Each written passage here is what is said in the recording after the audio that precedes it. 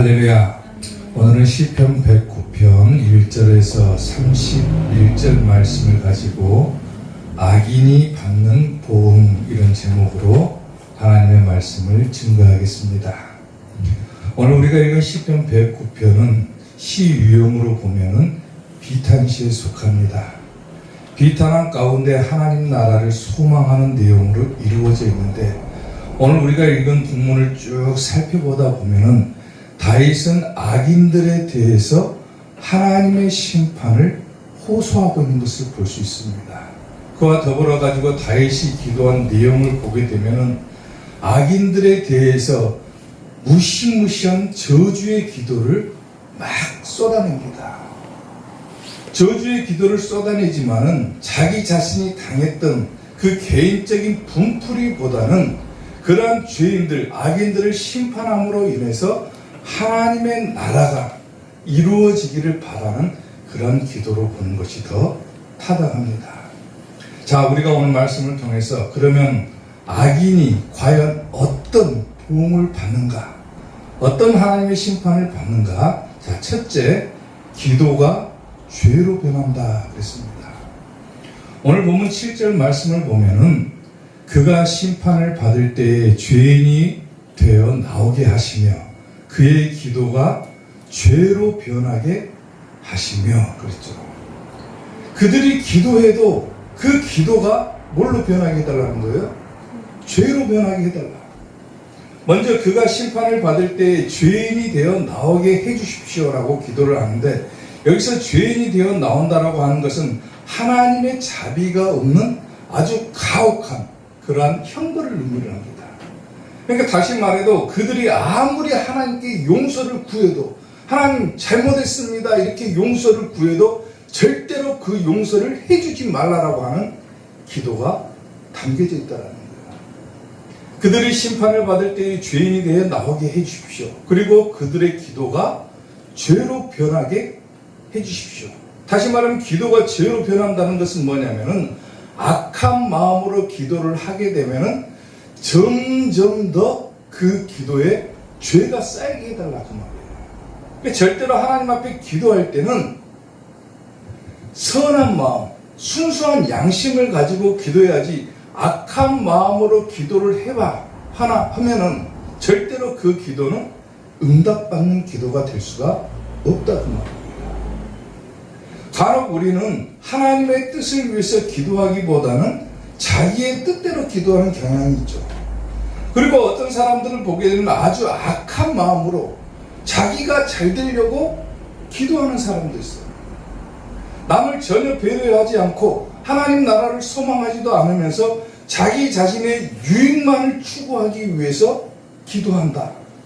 그러면 그러한 기도는 뭐로 변한다는 거예요? 죄로 변한다. 점점 더 기도하면 할수록 그 기도에 하나님께 받을 보응의 죄가 덧붙여진다는 말입니다. 이해가 되십니까? 잠언 15장 8절을 보면은 악인의 제사는 여호와께서 미워하셔도 그랬죠. 악인들이 아무리 하나님 앞에 제사를 드려보고 악한 마음으로 하나님께 제사를 드린 자 한들 하나님은 그 예배를 미워하신다 그랬습니다. 근데 반면에 정직한 자의 기도는 하나님께서 기뻐하신다. 아멘. 이사야 1장 15절 보게 되면은 너희가 손을 펼 때에 내가 내 눈을 너희에게서 가리고 너희가 많이 기도할지라도 내가 듣지 아니하리니 그랬어요. 어떤 사람들은 자기의 공로를 자랑을 하죠. 내가 하루에 몇 시간 얼마만큼 하나님 앞에 열심히 기도하는 줄 아냐. 그런데 그 마음을 들여다보면은 악한 마음으로 기도하는 경우가 많다고요. 자기 자식을 위해서, 자기 자신을 위해서, 자기의 사익 추구를 위해서. 근데 아무리 많이 기도한다고 할지라도 하나님께서는 그 기도를 듣지 않으신다. 이는 너희의 손에 피가 가득하다. 악한 마음으로 기도했다는 거죠. 그러니까 우리가 기도할 때는 어떤 마음으로 해야 된다고요? 선한 마음을 가지고 기도해야 된다. 우루과이의 한 작은 성당에 이런 기도문이 쓰여 있다고 합니다. 우리가 주님께 드리는 기도를 드리죠. 하늘에 계신 우리 아버지하고 기도를 드리는데 우루과이에 있는 한 작은 성당에는 다음과 같은 기도문이 써 있다는 거예요. 하늘에 계신, 그렇게 하지 말아라. 왜? 세상 일에만 빠져 살면서 하늘에 계신 해봤자 무슨 소용이냐. 그리고 우리라고 하지 말아라. 하늘에 계신 우리, 너 혼자 생각하고 너 혼자 잘 살려고 하면서 우리라고 하지 말아라, 그거예요. 그리고 아버지라고 하지 말아라. 하나님의 자녀로 살지도 않으면서 너 때문에 하나님께 아버지라고 하느냐, 그거예요. 아버지의 이름을 거룩하게 하시며 하지 말아라. 자기 이름을 위해 살고 있으면서 아버지의 뜻이 하늘에서와 같이 땅에서도 이루어지게 하소서라고 하지 말아라. 내 뜻대로 되기만을 원하면서 어떻게 하나님의 뜻이 이 땅에서 이루어지기를 기도하느냐. 이런 기도가 뭡니까? 한번 들여다보라는 거예요. 우리가 하나님께 배운 그 기도, 주기도문을 하면서 정작 주기도문을 하지만 정작 우리가 그 기도에 맞는 삶을 살아가고 있느냐고요. 우리를 시험에 빠지지 않게 하시며 하지 말아라. 죄 지을 곳이 있으면 기회를 봐가지고 죄 지으려고 찾아다니면서 우리를 시험에 빠지지 않게 하소서 하지 말아라. 악에서 구하소서 하지 말아라. 악을 보고도 양심의 소리를 듣지도 않으면서 그런 기도 하지 말라는 것이 쉽게 말하면. 아무리 많이 기도하고 아무리 몇 시간을 투자해서 하나님 앞에서 자기가 기도한다 할지라도 자기의 마음의 밭이 잘못되어 있다라면은 아무리 많이 기도한다고 한들 그 기도는 하나님께서 듣지 않으신다는 겁니다. 그러니까 다윗이 지금 오늘 본문을 통해서 악인들이 받아야 될 하나님의 심판, 보응에 대해서 얘기를 하면서 그들이 심판을 받을 때의 죄인이 되어 나오게 하시고 아무리 용서를 구해도 그 용서를 해주지 마시고 그들이 기도한다 할지라도 그 기도가 죄로 변하게 하옵소서. 그들이 기도해도 오히려 그 기도가 더 죄를 쌓는 결과를 낳게 하옵소서라고 기도를 합니다. 다윗이 드린 이 기도를 보면서 아마도 각자가 내가 과연 지금까지 어떻게 기도했는가라고 하는 생각이 드실 겁니다. 과연 나는 정말로 하나님의 나라를 구하면서 기도했는가? 하나님의 뜻이 이 땅에서 이루어지기를 위해서 내가 기도하고 살았는가? 나 자신의 유익이 아니라 하나님의 유익을 위해서 기도했는가? 오늘 우리가 이러한 부분들을 생각을 해봐야 합니다. 악인들은 아무리 기도해도 용서도 받지 못하고 하나님께 아무리 기도해도 그 기도가 상달되지 않습니다. 우리가 아무리 교회에 나와서 열심히 기도한다고 할지라도 내 마음이 하나님의 뜻과 일치되지 않으면 아무리 기도해도 그 기도는 무용지물이다 그 말이에요. 사랑하는 성도 여러분, 오늘 여러분들이 하나님 앞에 기도할 때 그 기도가 무의미한 기도가 되는 것이 아니라 정말로 하나님의 뜻에 맞는 기도가 되어서 하나님께서 여러분들에게 주시는 기도의 응답과 축복이 오늘 여러분들에게 임하시기를 주님의 이름으로 축원합니다. 아멘. 악인이 받는 보응 두 번째, 인애를 베풀 자가 없다 그랬습니다. 오늘 보면 12절 말씀을 보면은 그에게 인애를 베풀 자가 없게 하시며 그렇죠. 여기서 인애라고 하는 말은 뭐냐면 쉽게 말하면 하나님의 은혜를 말하는 겁니다.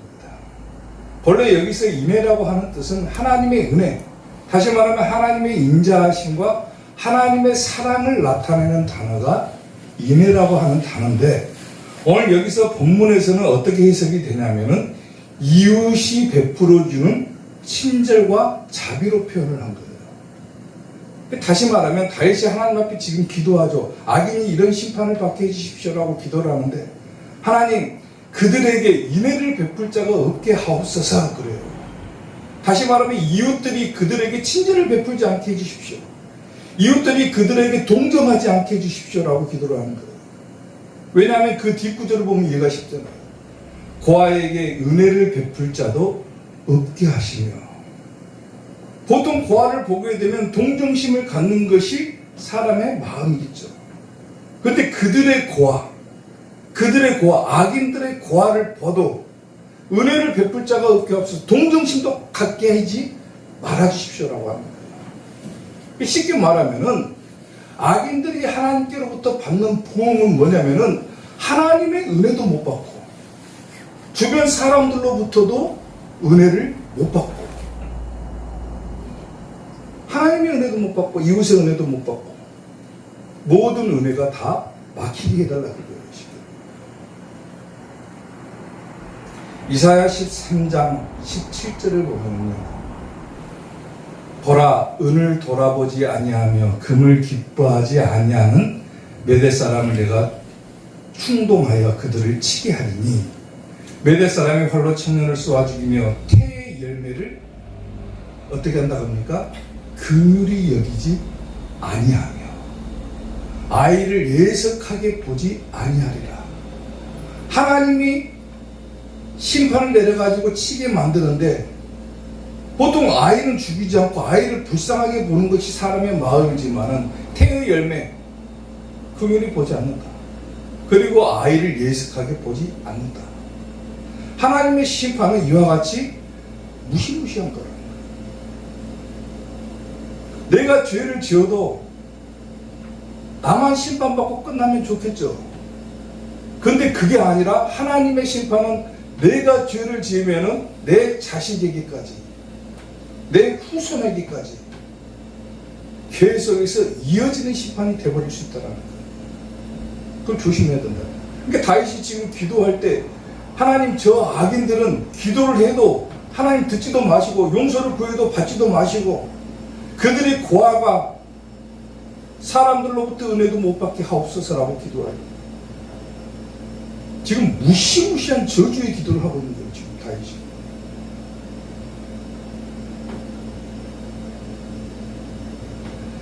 마태복음 27장 25절을 보면 빌라도의 심판이 나오죠. 빌라도가 예수님을 신문할 때 주변에 있던 백성들이 뭐라고 합니까? 예수를 십자가에 못 박아 죽여라 그래요.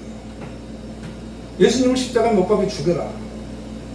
빌라도는 예수님이 죄가 없는 것을 알고 있음에도 불구하고 군중들이 소란이 일어날까봐 두려워가지고 결국 예수님의 십자가형을 확정짓죠.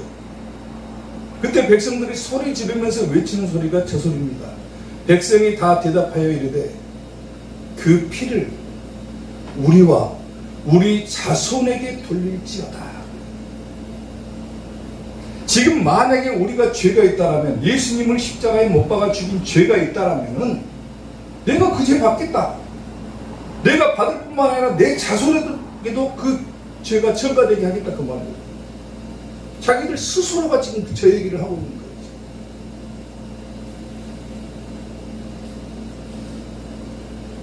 저 말이 실제로 역사상 이루어져 버리죠.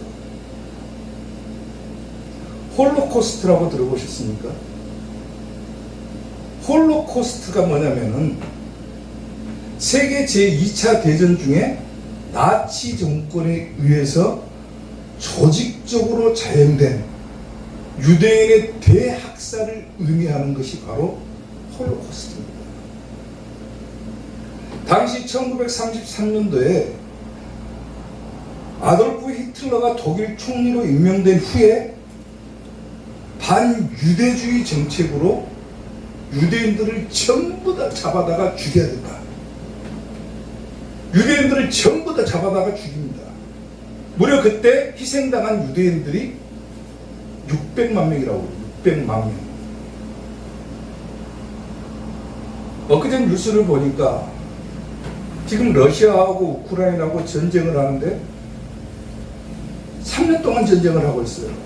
3년 동안 죽은 사람의 숫자가 90만 명이랍니다. 근데 나치 정권, 아돌프 히틀러에 의해서 잡아서 죽인 유대인의 수가 600만 명이라고. 600만 명. 어마어마한 숫자죠. 이 홀로코스트는 역사적으로 가장 악명 높은 인종 학살 중에 하나로 손꼽힙니다. 아예 유대인들은 그냥 씨를 말려버려야 됩니다.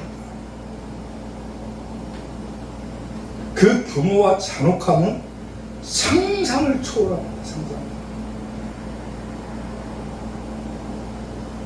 유대인들은 왜 이런 고통을 당합니까? 이것뿐만이 아니라 유대인들은 당시 로마에 의해서 예루살렘이 멸망한 뒤에 그들은 뿔뿔이 다 흩어져 버려. 나라가 없으니까 다 흩어져 버려. 전 세계로 다 흩어져 버려. 그리고 전 세계 가는 곳곳마다 그들은 구박을 당하고 학대를 당합니다. 그 기간이 무려 2000년이 넘어요. 2000년.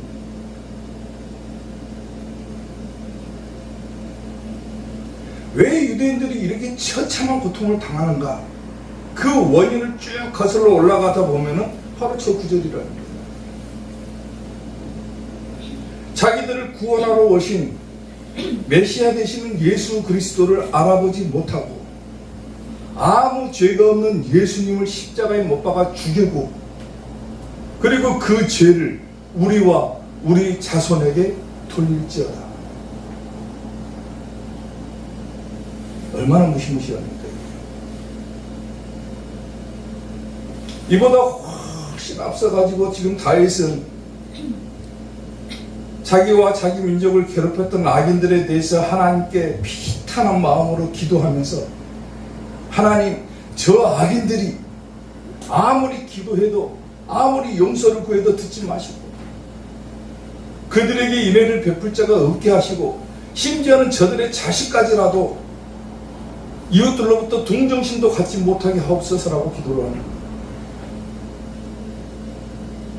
이 성경의 역사 흐름을 쭉 보게 되면 어떻습니까? 우리가 죄를 짓는 것은 나 하나로 그치는 것이 아니라 죄가 전가된다는 것, 전가된다. 내 자녀와 내 후손들에게까지 그 죄가 전가된다. 이처럼 악인들이 받는 하나님의 보응, 심판은 무시무시하다. 사랑하는 성도 여러분, 아무렇지도 않게 그냥 죄를 지으면 되겠지. 그리고 그 죄는 작은 죄이기 때문에 해결이 되겠지라고 생각하면 큰 오산입니다. 아무리 작은 죄라고 할지라도 하나님 앞에 나와 회개하고 그 죄를 하나님께 용서받을 때 그 죄는 하나님께서 기억조차도 하지 않으실 정도로 그 죄가 사라진다. 아멘. 내가 과연 하나님 앞에 어떤 죄를 지었는가? 오늘 이 시간을 통해서 다시 한번 생각하시고 혹여 죄가 있다면 하나님께 회개하는 성도들이 되시기를 주님의 이름으로 축원합니다.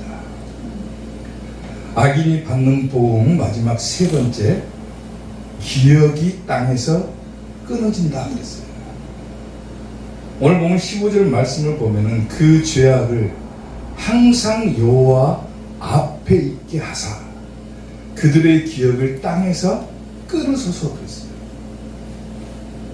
악인들이 하나님께로부터 받는 보응은 그들의 죄가 항상 하나님 앞에 놓여있다 그거죠. 항상 하나님 앞에 있다. 쉽게 말하면 하나님 앞에서 숨길 수 있는 죄는 하나도 없다라고 하는 겁니다. 그런 의미예요. 그리고 그들의 기억을 땅에서 끊으소서 그랬죠. 끊는다 그 말은 뭐냐면 소멸시키다, 멸망하다, 파괴하다 그런 뜻이에요. 그들의 기억조차도 다 파괴시켜달라, 소멸시켜달라. 완전히 영원히 사라지게 해달라 그 말이죠. 지옥 가면 뭡니까? 지옥 가게 해달라.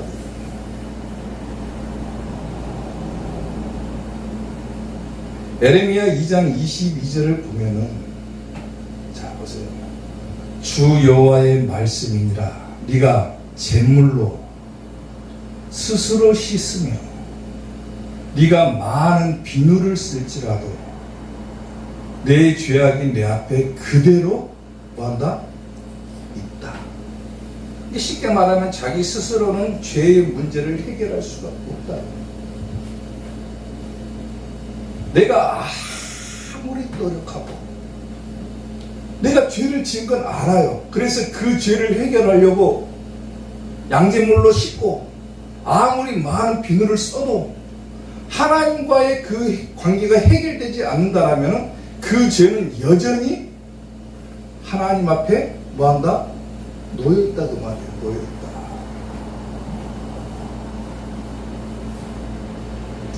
요즘 즐겨보는 드라마를 보면은요, 한 드라마를 보면은 사람이 죄를 짓잖아요. 그러면 가림막을 딱 설치해 놓고 건너편에다가 사제가 딱 있고 자기 죄를 사제 앞에서 고백을 합니다. 그러면 사제가 죄를 듣고 상담을 하고 마지막에 가서는 뭐라고 합니까? 내가 성부와 성자와 성령의 이름으로 너의 죄를 사하노라. 그 죄가 용서받았습니까? 불가능한 겁니다. 죄의 문제는 하나님께서 용서해 주지 않으면 불가능한 거예요. 여러분들이 아무리 죄의 문제를 목사님 저에게 들고 나와서 목사님 제가 이런 죄를 지었습니다. 용서해 주십시오. 그러면 목사님 제가 너의 죄를 사하노라 하면 그 죄가 없어집니까? 자기 스스로는 위안을 받을지 몰라요. 아, 나는 우리 목사님에게 고백하고 우리 신부님에게 고백했고 내 죄를 알렸고 그래서 내가 그 죄를 없애고자 선한 일도 많이 하고 헌금도 많이 하고 나름대로 최선을 다했으니까 그 죄가 사라지겠다. 우리 조상님들이 지금 저 천국 가기 중간 정도에 있는데 내가 자손된 도리로서 여기서 헌금 많이 하면 우리 조상들의 영혼이 천국 간다. 이런 얼토당토 않은 논리를 펴가면서 그 죄의 문제를 해결하고자 합니다. 중세시대에는 돈을 주고 면죄부라고 하는 것을 사가지고 그 면죄부를 팔아요. 교회에서. 면죄부가 죄가 없는 것은 면죄부라고 하잖아요. 돈 받고 팝니다. 그것을. 그러면 그것을 돈을 많이 주고 사고 하면 자기 죄가 없어집니까? 아무리 인간이 노력해도 그 죄악은 오늘 전 말씀처럼 하나님 앞에 그대로 있다라고 하는 거예요. 아멘. 호세아 7장 2절 보세요. 내가 모든 악을 기억하였음을 그들이 마음에 생각하지 아니하거니와 그래요. 사람이 죄를 지으면 하나님은 그 모든 죄악들을 기억하고 계신다고 그랬어요. 그런데 사람들은 어리석게도 하나님께서 모르실 거라고 생각을 해요. 자기 스스로가 해결할 수 있다고 생각을 해요. 이제 그들의 행위가 그들을 에워싸고 내 얼굴 앞에 있도다 그래요. 죄가 그대로 남아있다 그 말이죠. 그대로. 저 죄를 없앨 수 있는 방법은 뭡니까 지금? 아무리 인간이 노력해도 죄를 없앨 수 있는 방법은 없어요. 근데 유일하게 저 죄악을 없앨 수 있는 방법이 딱 한 가지가 있습니다. 뭡니까? 뭐예요? 예수님으로부터 예수 그리스도를 통해서만이 저 죄악을 없앨 수 있는 거예요. 왜? 예수님께서 내 모든 죄를 담당해 주셨기 때문에. 아멘. 그래서 예수님 외에는 절대로 구원을 받을 자가 없다고 말입니다. 아멘. 아무리 인간이 노력해도 예수님 통하지 않고서는 구원을 받을 수가 없어요. 왜? 죄가 해결되지 않는데 어떻게 구원받아요? 죄의 문제가 해결되지 않는데 어떻게 천국 갑니까? 죄의 문제를 해결한 자만 천국 가는데 그 죄의 문제를 해결할 수 있는 유일한 방법이 예수님 한 분밖에 없다고 말이에요. 아멘? 예수님으로 구원받는 거예요.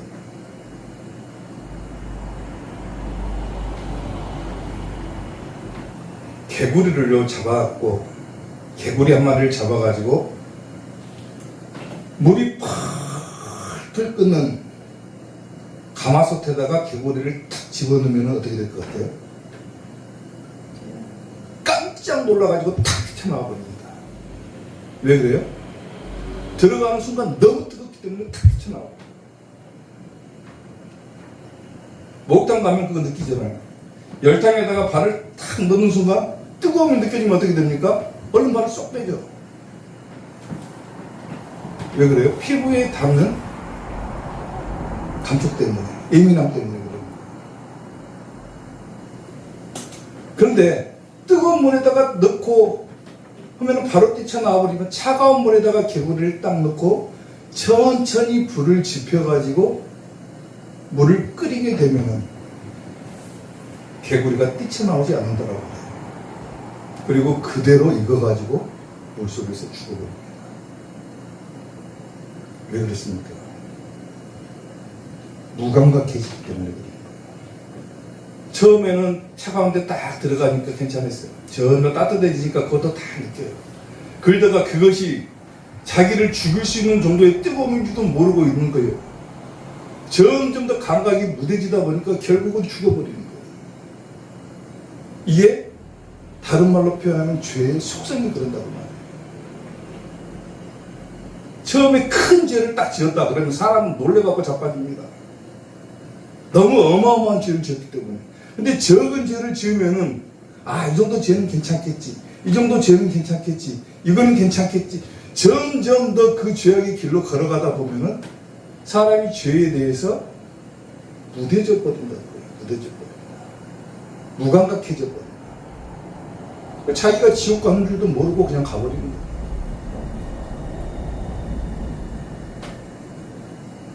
사랑하는 성도 여러분, 우리가 반드시 구원받고 천국 가고자 한다면 반드시 해결해야 되는 것이 이 죄에 대한 문제입니다.